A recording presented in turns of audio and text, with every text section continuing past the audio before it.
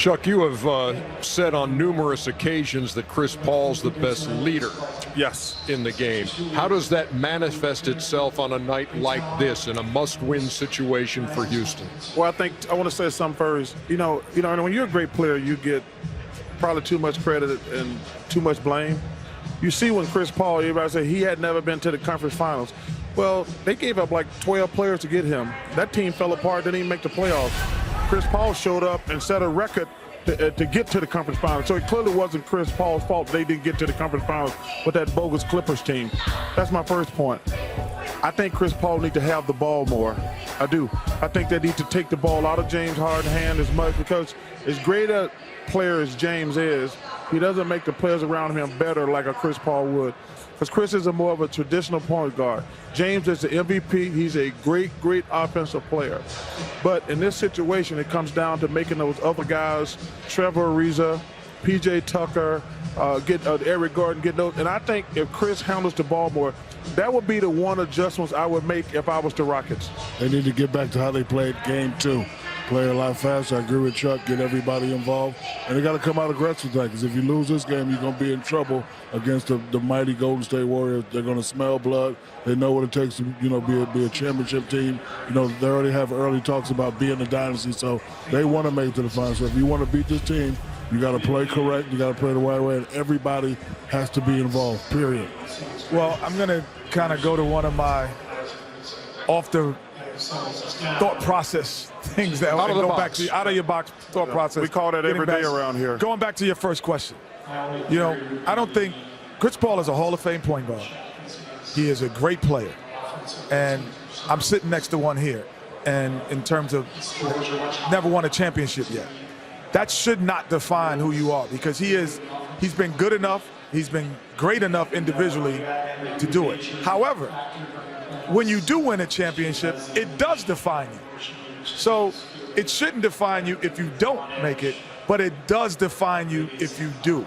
It does take you into a level of thought process by everyone and your peers into a different level. But not saying that it's his fault that he didn't win it, or Charles' fault that he didn't get there. No, it is not that.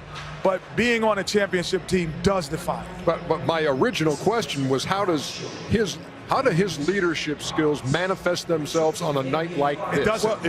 He's going to have to build that tonight, because he's never proven that he's been able to lead into the next level.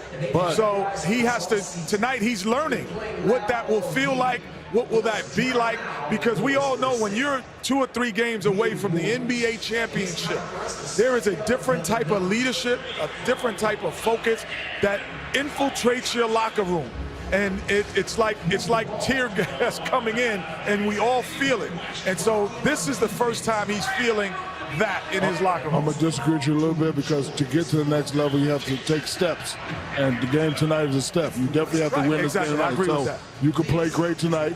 You can lead everybody tonight. You could, take the ball out of James' hand tonight. You can get other guys involved tonight. You got to win tonight. So I think he can be a leader tonight just by playing great. And the main thing you got to do, Ernie, you just got to say, guys, you got to make the other guys relax. Because the toughest thing they got is this building. This is the toughest building in the NBA to play in. When these guys start raining threes and running and gunning, this place is so loud, explosive, and they feed it.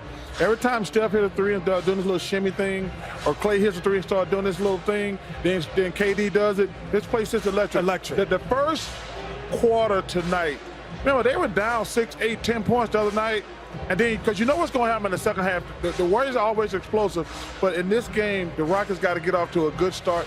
Like I say, the subtle adjustment I would make, I would play Chris on the ball more, maybe move James to the 2. As Kevin Durant was quoted as saying prior to Game 4, when Steph hits a 3 at the crib, this is his words, when Steph hits a 3 at the crib, it is so impactful. I just didn't want you to break that down for you. I just didn't want you thinking I came over. That was Kevin Durant. When Steph hits a 3 at the crib, it is so impactful. Man, I'll tell you.